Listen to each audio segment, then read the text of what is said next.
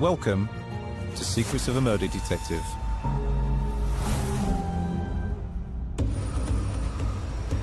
The murder of George Smith in North London in August 2009 was one of the capital's most unusual cases. I'm meeting with the senior investigating officer on the case to understand what really happened, the pressures, the setbacks, and the eventual breakthrough that brought the killer to justice. My name is Glenn Lloyd. I was a detective inspector and I worked for the Metropolitan Police. I've been fortunate in the many years I've been working on homicide teams to have led and been part of many complex investigations. This is definitely one of the most impactful murders I've dealt with.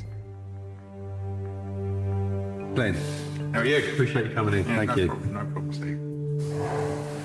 Glenn, the case we're talking about today is from the autumn of 2009. What were you doing back then? What was your role? I was a detective inspector on a murder team based at Hendon. And I was working with a relatively large team of about 30, 35 people. So murder teams in London work on what's called a rota system, where basically your team will be on call for a week, and incidents would come in, be them murders, suspicious deaths, and one would be high-risk missing people. One of those came into your team, didn't they, around that time? A missing person that came to my attention on that day, a gentleman by the name of George Smith. The missing person generally had contact with their family on a regular basis, was seen by friends on a regular basis, and was quite a sociable person. And they'd literally just dropped off of the radar. The homicide team became aware and involved in this investigation in early September 2009. George Smith, a male in his early 60s, and he lived in a small flat in Barnet. George had been missing for 2 weeks and it was now getting quite suspicious. It was really out of character. So initially, my team was approached to provide advice. So one of the first things you're going to do in any incident of a missing person is trying to build up a picture of that person. So who was it and what did you learn about them? So what we knew about the missing person, George Smith, was that he was estranged from his wife, but had a good relationship with his wife. He had 3 children, aged between 11 and 15. He wasn't in particularly good health, but he had friends and he regularly saw. He liked to drink, he liked to smoke, and he was a likeable, affable person. The last time anyone heard from George was on August the 23rd when he phoned a relative. Barnet Borough Police were then notified he was missing on August the 26th, 3 days later. It was his estranged wife who turned up at the address, having not heard from George for a couple of days. And the reason that his estranged wife had gone round is that George, who always religiously contacted and picked up his children, aged then 11 to 15, hadn't been to collect them, and she couldn't speak to him on the phone. She had her key, and she entered the address to find no sign of George. And that's when she called police. Emergency Rich Service. So local crime scene investigators had done some initial scoping. It was only a small little flat. There was a main lounge, dining room, a small double bedroom, a bathroom and a kitchen. The address was actually being renovated by the council, and there was plastic sheeting on the floor, and there was sort of a brown stains on the plastic sheeting, which could potentially be blood. We had what we thought was blood, but that in itself didn't indicate something sinister had gone on, because we know George wasn't well and sometimes he coughed up blood. So one of my considerations, had George been ill? Had he been taken to hospital? Had he walked out of the house? Had he clapped somewhere? So we had all these considerations. As a homicide team, if we decide to take an inquiry, there is a lot of resource that is then put into this inquiry. So if we take an inquiry too early, having not bottomed out what we think we're dealing with, basically we're using a sledgehammer to crack a walnut. And that's where we were at this stage. It's a bit of a cliche, but when murder detectives, or any detectives really investigate something, you have to keep an open mind. People go missing all the time, and sometimes they can literally disappear off the face of the earth. But that doesn't mean that harm's come to them. No, exactly, and that was one of my key considerations. First we knew anything of George Smith or that anything had happened was police appeal for information as to his whereabouts. My name's Alex Hayes. I was reporter for the Times series newspapers, which covered the London borough of Barnet. We did a whole load of stories in that first few weeks around George's disappearance. There was a press conference with some of his family where they gave details about George. He was a very popular figure, quite clearly. He was a family man. You know, he was loved by his family. He was someone who people really cared about and valued. And that was an interesting thing because he wasn't some sort of loner. He's not some sort of isolated character. And at that time, we very much were still treating it as a missing persons. However, the feeling with this was that there was something a little bit more that was going on. A hugely important part of any missing person inquiry is to look for signs of life of the person that's missing. When we move around, we leave a footprint of our life, be it financial transactions, use of telephone, etc. What were those inquiries telling you? Were you finding any signs of him being alive and well? George wasn't leaving a footprint. We checked all the ports and passport. It didn't look like he'd gone abroad. His financial life, his digital life, again, had all stopped. It was concerning. One of your hypotheses that you would be following is that George could have come to harm because of illness. Now, in the UK, if someone is ill and goes into hospital and they don't have any ID on them, it can be very difficult to identify them in a hospital because essentially what you need to do, you have to contact each hospital, give them a description and say, have you got someone who's come in, fitting this description, who you might not know about? In essence, George could have been anywhere in the UK, and it would have been very difficult to identify for sure, to rule that out, wouldn't it? Yeah, very much so. So we started with local hospitals to George's address, then sort of moved further out into London and into Hertfordshire. And also, one of the things, if somebody goes missing or they end up in hospital and people don't know who they are after a period of time, they'll actually be recorded on the police national computer so we can get a description. So we were monitoring the police national computer as well. But in those first 2 or 3 days, we weren't getting everything we wanted because he had literally just disappeared. Sinister, by choice, or by accident. And I didn't have evidence conclusively to say it was one or the other. What were your thoughts at that stage? One of my key elements of work was to, one, undertake an initial detailed forensication of the flat. And what we then did is I attended with the homicide crime scene manager, Neve Smith. Together, we can formulate a strategy. So I would have overall primacy on the forensic strategy. It was a cradle to grave approach that you had ownership of a case all the way through from crime scene to court. My name is Neve Smith. I'm a forensic specialist. I worked with the Metropolitan Police. The initial entry to that scene had been for the missing person call from George Smith's ex-wife, and a walkthrough of that flat was done, and an assessment was done of the flat, and they had closed it pending some more inquiries. The scene was untouched at that point. No physical examination had been done of the scene, which was perfect, because you only realistically get one chance to do a crime scene, examine a crime scene properly. And so the decision that had been made to preserve it meant that we were going in and we were able to start that scene right from the beginning. We still didn't know what we were dealing with. What could the house, George's house, tell us about what's gone on? So the first walkthrough of the scene, it was myself and the exhibits officer and DI Glenn Lloyd, and the photographer attended at the same time. We do not move anything, we do not touch anything until it is all captured on film. I noticed there was no sign of forced entry. No one had broken into the premises. There was no broken glass. It didn't appear that the door had been kicked in. So if somebody had come into the property to commit a crime, they had been let into the property willingly. The premises had been under some decorative updates, so there were some sheeting down to protect the floor, and you had a large dried stain on the floor, and it wasn't known if it actually was blood at that stage. It had not been tested. It was very dark at this stage, as dried blood tends to be, but you could quite clearly see that it had been disturbed whilst it was still wet, and there were wet, swishy marks as if somebody had started to mop it. There had obviously been a clean-up attempt that had been aborted. We had to send off DNA samples, and it came back it was George's blood.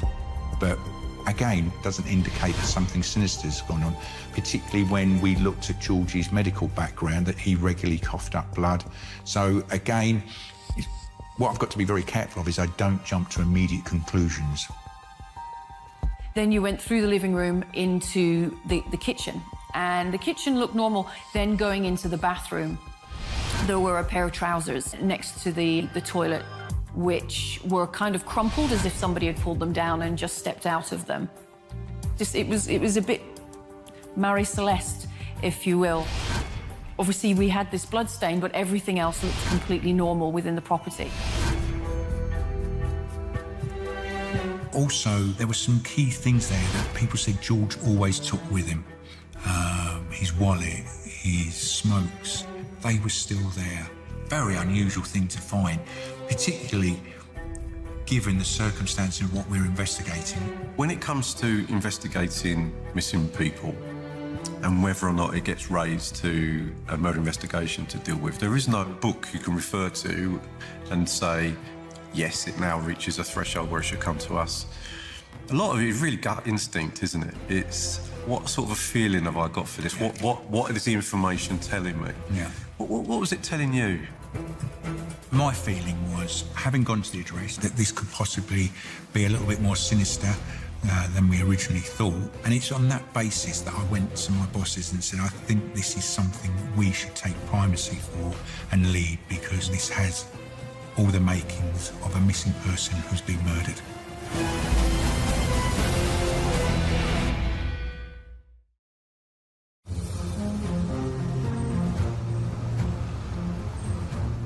In murder investigations, examination of crime scenes can take quite some time. The forensic investigators will be looking for the most minuscule, minute evidence, and that can take an awful long time to find. A scene can be opened and being examined for days, sometimes even weeks in some cases.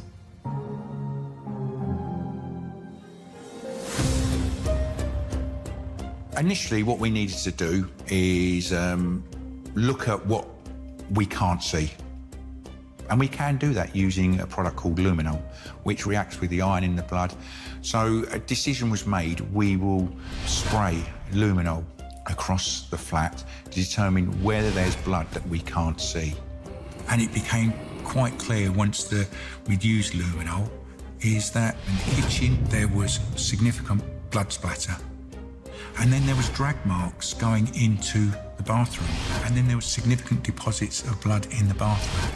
So what we had to do is get specialist scientists, biologists to come in to analyse the blood pattern distribution for them to make an assessment and advise us.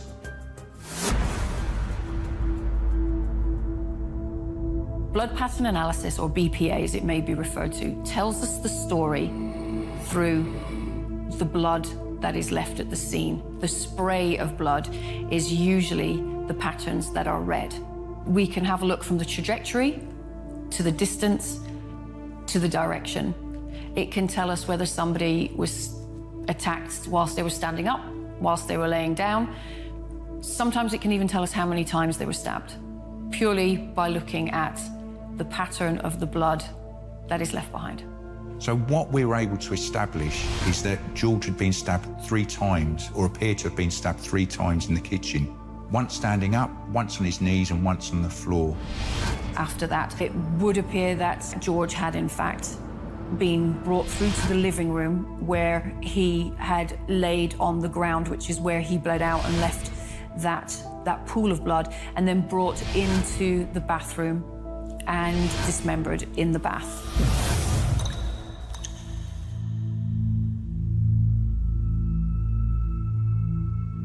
As an experienced detective there at the scene, being presented by this, what were your thoughts at that stage? What picture were you building up in your mind? This was a very cold, calculating person who had gone to an address to commit a really heinous crime. It was a lot of effort. One, to kill someone, then to move them, then to dismember them, and then to clear up. But where was George's body? What had happened to him? We were having to take it that George was in fact dead, so we were looking for a body. And as the crime scene manager, two of the aspects that I would be looking at as to a location for that body, one would be possibly the floorboards of the property, and the other one was there was a garden, there was a private garden out back. We did have a look at having the garden probed, and that was done, and it was ascertained that there had been no disturbance to the garden whatsoever. And when we made inquiries with the council, it was confirmed that underneath the flooring in the house was concrete, so we were able to eliminate that as a possible deposition area as well. So we knew that he hadn't been buried in the house. So the only way that George could have left that house, it would appear, he was in pieces out of the front door.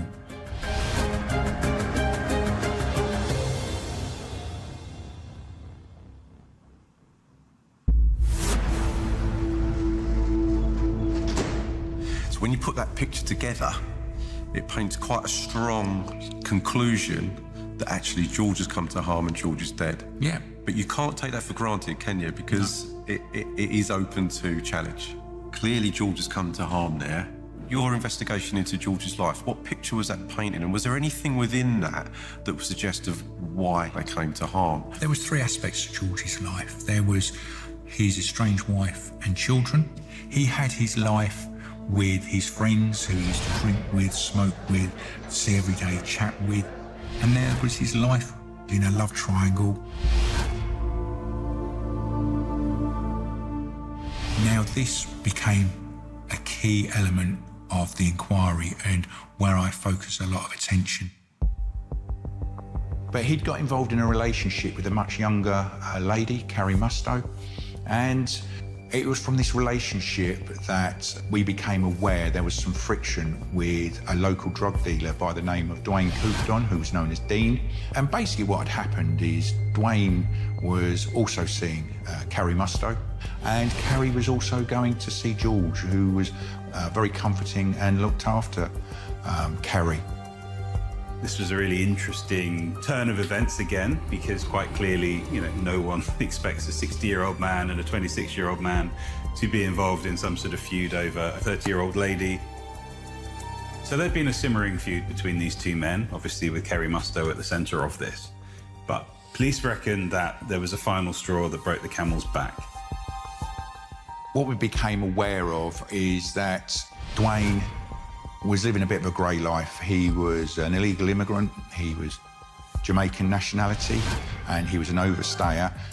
So he didn't really live anywhere, but he stayed with Carrie quite a bit. And at Carrie's, he had a safe, a portable safe, and in it, he had all his life savings and drugs.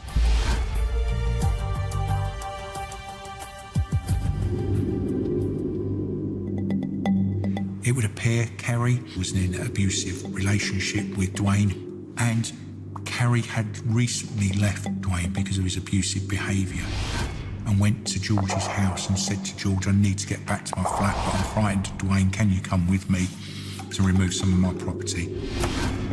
She had her keys, so she returned to the flat with George. George obviously got Carrie's stuff, but also took a lockbox, which it would later be revealed contained a very large quantity of drugs and also a substantial amount of money, anywhere between £14,000 and £16,000. And that whole stash was worth something in the region of £30,000, which is not an insubstantial amount of money. And the two of them decided that, you know what, they were going to go and live large for a week. George and Carrie then went down Devon for a few days, staying in a nice hotel, eating out. George had plenty of cash. And Dwayne didn't know where Carrie and George had disappeared to for those few days in Devon. He was constantly phoning Carrie's mum up, asking, where's Carrie? I've lost all my money, that's my life savings. George returned back home with Carrie, and Dwayne became aware that it was George that had taken the money, and phone conversations took place between George and Dwayne. He was furious, and it was quite clear that he was going to do something to take vengeance for what had happened, you know. Don't get between a dealer and his drugs, and certainly not a dealer and his money. We do know that George was not intimidated by Dwayne whatsoever. We noticed this in text messages that George sent to Dwayne. I'm not frightened of you. I know you won't do anything to me. So essentially, George has ripped off a violent drug dealer. Yeah. If you're looking into somebody's life, Definitely. He'd lost his money. He'd lost his drugs. His girlfriend was seeing another man, and this other man, who was a lot older, was openly taunting him. I now believed I had a potential motive for the attack. But the elephant in the room, we did not have a body.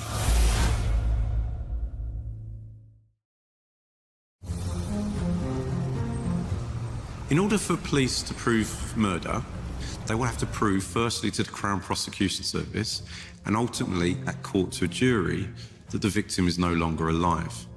When you don't have a body, that's a barrier and a challenge that the police will have to overcome.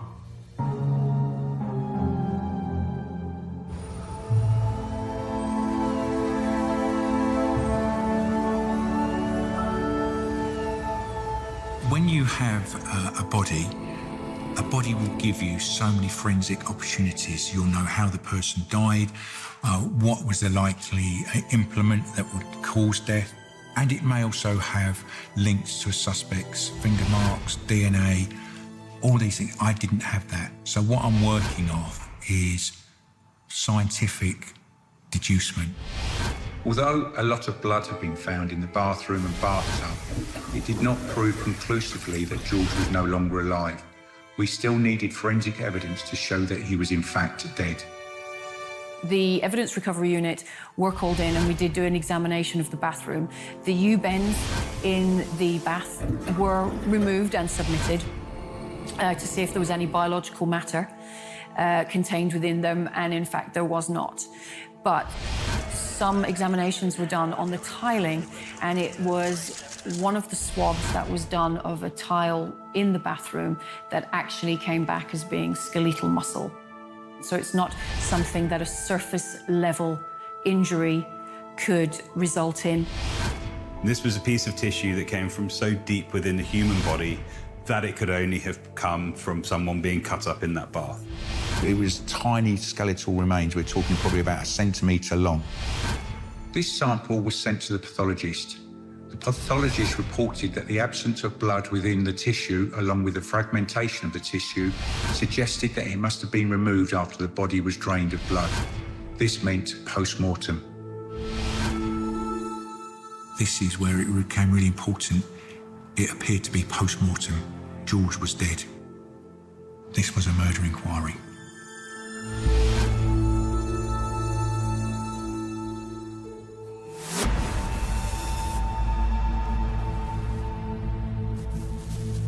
The assumption was whoever had been in there had used water to clean up. So all the taps were forensicated, and it was on one of these taps that we found DNA. That DNA was sent to the lab. But whose DNA was it? I don't know who had come to George's flat, who had access to his bathroom. I don't know. There was also, in the lounge, a shoe imprint in blood. Again, what does that tell me? I didn't know their value at the time, but I needed to explore what that meant to the inquiry. You've got lots of competing priorities at this stage, but one of them undoubtedly would be to try and identify where the remains of George had gone. Yeah. What did you do to try and do that? So it was needle in a haystack time. There was no sign of blood drips be in and out into the street. Whether George's body had been wrapped up in plastic sheets to move body parts, I don't know. There was no CCTV in the close. Remember, this is before Ring doorbells, so I don't know what had happened, and I don't know how the body was transported, George's body parts.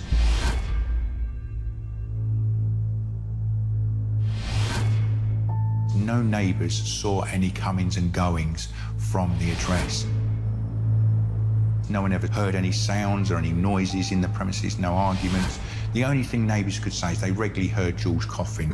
He had a really bad cough. And one day they woke up in the morning and they didn't hear his cough. There were a few theories advanced around the case itself. Everything from his body being disposed of in a forest, somewhere like Epping Forest, which is a large area. And one theory in particular was that the body was cut up and actually put into different bins, industrial bins, which, you know, then would be incredibly difficult to trace because they'd end up going to different parts, different landfills. Bearing in mind this is now 2 weeks, just in excess of 2 weeks since George had gone missing, we checked the bins, when the bin collection were, and whether any of his body parts had been found in the bins. Really hard work to do because there was no sign of blood. Bin men had already been, so we're then potentially looking at sites where waste is disposed of. Now, the problem we have, if you look at a site, we can generally identify an area where land waste has been put. It's still an extensive and really expensive piece of inquiry to actually undertake. And it's generally only done if we have a level of certainty that we're going to find something. And I didn't have that at that moment in time. I couldn't get authority to justify that level of resource being spent on searching landfill site just on a hunch. So the only person who could realistically tell me where and what happened to George was the killer. So my priority was to find the killer. How did you go about that? Again, one of the things with most people, they leave footprints in their life. Dwayne wasn't leaving any footprints. He'd essentially disappeared, same as George, off the face of the earth.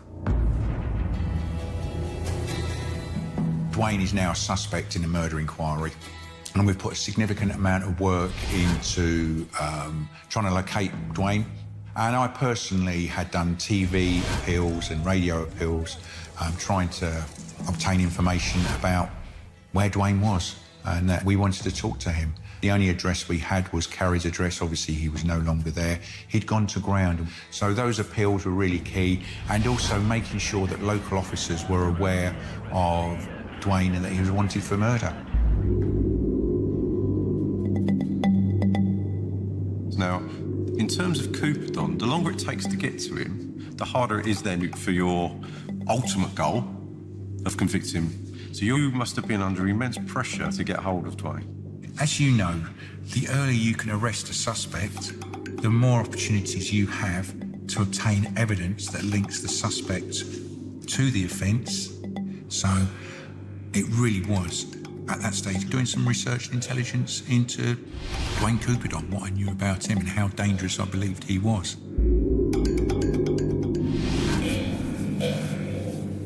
Sometimes police will seek evidence from those within criminal circles, and this can be difficult. There's almost like an unwritten rule that people don't talk to police. They don't trust the police. There's even a term that gets bandied around of snitches get stitches. So that's a real challenge for detectives to get over, asking people from these circles to not only give information, but potentially go into court and give evidence against other criminals. I was really relying on good old-fashioned policing, people getting out there, asking people in the criminal fraternity, witnesses, anyone who may know where Dwayne was. It was feet on the ground and using the resources of proactive teams from local policing.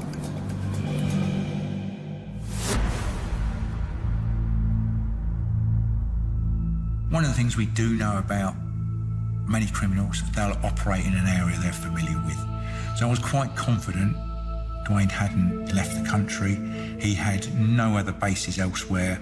He was still going to be around the Barnet area. Police officers who are on the ground who knew the area, that he's out and about, talking to people and just honing in and hopefully relying on information or a sighting. And that's what we got. So in September 2009, a local officer, a plainclothes officer working on a crime squad, spotted Dwayne near the A41 near a flyover and went to engage with Dwayne, who threw a rucksack over a bridge But fortunately, Dwayne was stopped. He was arrested for murder and the rucksack was seized. And the contents of that rucksack became really relevant to the inquiry.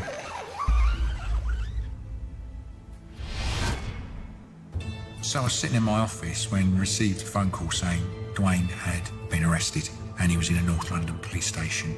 And it was one of those punch-the-air moments. Arresting somebody for murder, particularly a horrific murder such as this, was a really positive moment for myself, for the team, and also for the family as well, in that we could hopefully try to establish what had gone on and where George was. We now had the rucksack. So it was an opportunity for some form of forensic retrieval, because in that rucksack were some trainers and they were wet. So had they been washed? Why had they been washed? So we had those considerations. When we arrested Dwayne, obviously we had a lot of information to put to him in interview. And interviews, contrary to what you see on TV, they're not confrontational. We're not trying to get a confession from people. Interviews are about providing the person who's accused of a crime, provide them with an opportunity to give an account. And nothing in that interview really came out that assisted the inquiry any longer. But obviously, I'm now reasonably convinced Dwayne is our man who is responsible for George's death and dismemberment.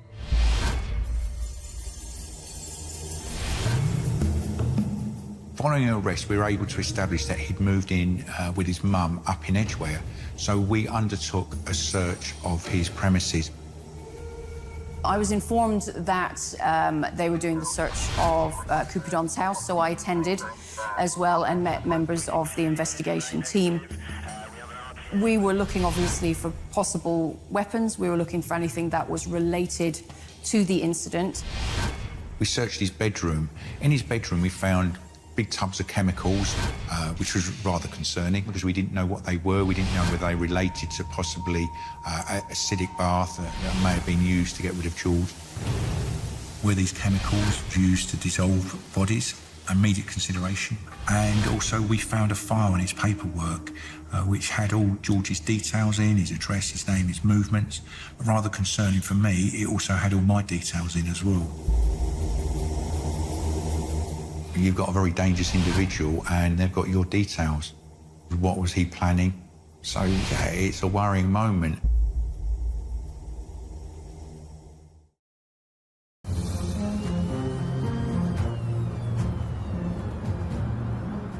In a murder investigation, detectives are likely to seize numerous devices such as phones, tablets, and computers. Part of the examination of these will be to identify any internet searches. You'll be surprised at how many criminals give themselves away by the activity on the internet.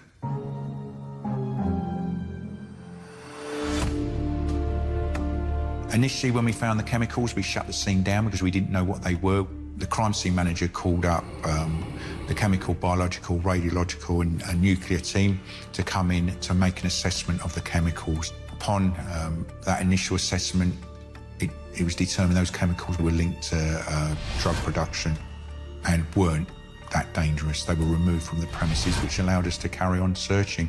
As part of the search within the property, Coupeudon's laptop was obviously recovered, and that is a normal protocol for any electronics that are found to be recovered, and they would be submitted to the laboratory for the analysis of what they contained. And of course, what was on Coupeudon's computer did actually play quite a significant part because of what he had Googled and the searches that he had made on that computer. Can you be convicted of murder without a body? How do you dispose of a body? How do you cut up a body? Pretty conclusive evidence. He researched forests around London, ways of disposing of a body. He also looked at buying a machete on eBay, and he also bought a car over that time as well. But I was hoping maybe if we could spot the car on cameras or ANPR, and so we focused on key areas around George's premises at what we thought was the key times of the murder and the disappearance. But to no avail, we couldn't pick up this car. So you've spent a lot of time getting the evidence together for Dwayne that he was responsible for George's death. You're now at a point where you have to make a decision what's going to happen with him. There is only one decision, really, isn't there? In October 2009, Dwayne was officially charged with murder and appeared at Brent Magistrates Court.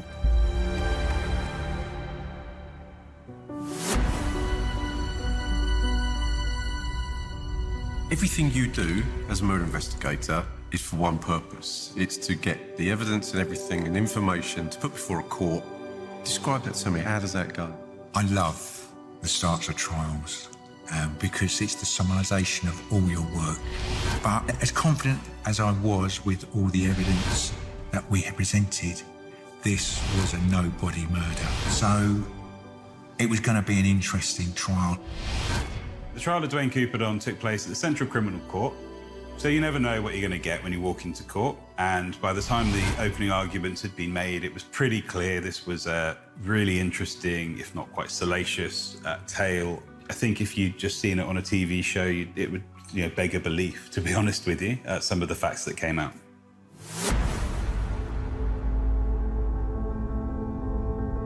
It was quite clear as we sat there in the courtroom that this was really painstaking work that had been done. And to be honest with you, it was so impressive at the amount of detail that the police had gone to in order to prove beyond reasonable doubt what they had, suspected all along, that this horrific thing had happened to him in his house. Fingerprint and biological recovery was undertaken at the property of George Smith. Exhibits were submitted for analysis and there were various hits that came back. Obviously, George himself, you would expect him to have his own fingerprints in his own home. And we did have a hit with Dwayne Couperdon on one of the taps in the bathroom. So the taps in the address became significant DNA evidence. But also, obviously, the throwing away of the rucksack was a significant event. And what came back is we found George Smith's blood on the rucksack and also George Smith's blood in the trainers. So even though the trainers had been washed, there was blood in the stitching of the trainers that matched George Smith. And now what was really important is the trainers matched the footprint in George's premises. Effectively, I could put Dwayne in George's flat with the bloodied footmark from a trainer that he wore, the blood on the rucksack, and also his DNA on a tap in the bathroom. Couperdon didn't take the stand the entire way through his trial. We'd never heard him speak, we'd never heard him or really seen him react to anything. So one piece of evidence that came to light during the trial was Couperdon was following the case incredibly closely, and to the point where he was actually reading my articles, which was pretty creepy. We had a really strong case we were presenting to a jury. The biggest challenge for this inquiry was to prove George was dead. Yes, it was aided a little bit by the finding of that skeletal material that the pathologist said was post-mortem. But what was really important, I didn't solely rely on that. I designated a proof of life officer, and it was their job over many months to put together the fact that George had completely disappeared from the planet. And it sounds really simple. It was a massive, massive piece of work, but a vital piece of work. If I solely relied on the fact that a pathologist is saying this tiny bit of skeletal material was post-mortem and it was challenged and removed, I've got nothing else to say. George was dead. So working in tandem, the forensics and the proof of life supported each other's version of events, that George was dead and George had been murdered.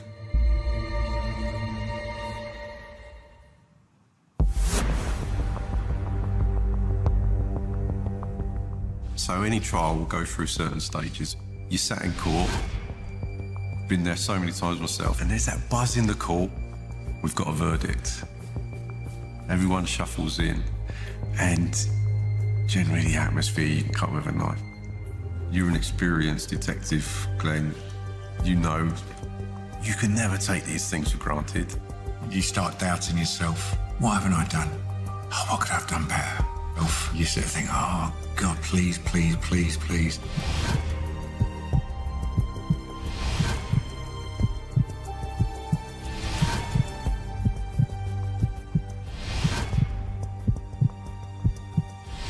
what happens? On the 22nd of July 2010, Dwayne Couperdon was found guilty of the murder of George Smith.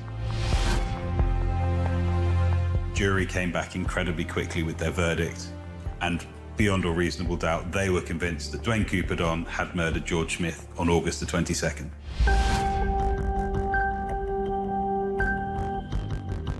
Guilty. Yes, we've got it. We've got an element of justice for George, for his family, for his friends, and we've removed a very dangerous individual from the streets of London. So before Couperdon was taken down after the verdict was given, Couperdon was given the opportunity to do the right thing and tell the police and the family where he disposed of the body of George Smith. In return, the judge had promised a lighter sentence. The judge gave Dwayne 24 hours. The following day, Dwayne came back and he refused to say what he'd done with George's body. On the 23rd of July 2010, Dwayne Couperdon was sentenced to life imprisonment for a minimum tariff of 26 years, and also a deportation order was placed on him as well, which means upon serving so much of his sentence, he would be returned back to Jamaica. But as he was about to be taken down to start his sentence, he just shouted at the judge, "You're crazy." It was a big outburst and something that we hadn't seen, a kind of emotion that we'd never seen from him. This is a man who's incredibly desperate, who's been caught and who knows that he's about to spend a very long time in prison, and it's a last desperate attempt basically to try and show, to try and claim some sort of innocence. 2 months after he was sentenced, I went with my case officer, my detective sergeant, up to York Prison where Dwayne was serving his sentence to speak to him in an attempt to find out if he would tell us now where George's body was. And he was very ambivalent, never showed any remorse, didn't show remorse in court, didn't show remorse when we talked to him. So I knew then that he would never give up what had happened. I think that tells you everything you need to know about Dwayne Couperdon. This is a person who calculated what he was going to do, took his time about what he was going to do, murdered George in cold blood. I don't think George saw the attack coming. Then had the calmness to dissect George and dispose of his body. So, yeah, one of the most dangerous people I think I've dealt with in over a decade on the Homicide Command.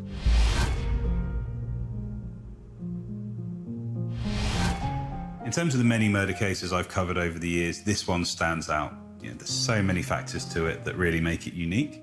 It's a really tragic case that probably deserved more attention than it got in the wider community and in the media itself.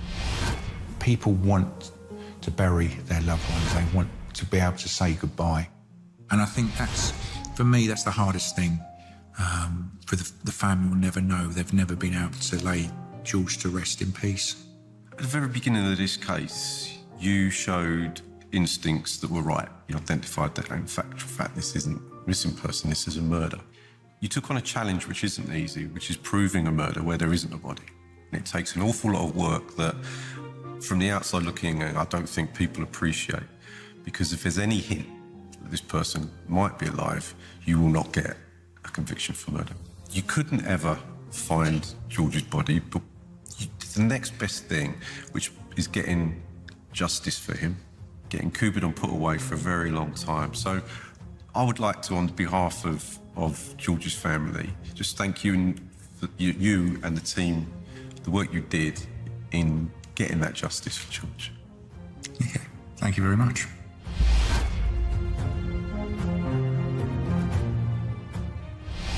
There's no doubt that proving a case where there is no body is difficult, but they showed real tenacity and detective ability and determination.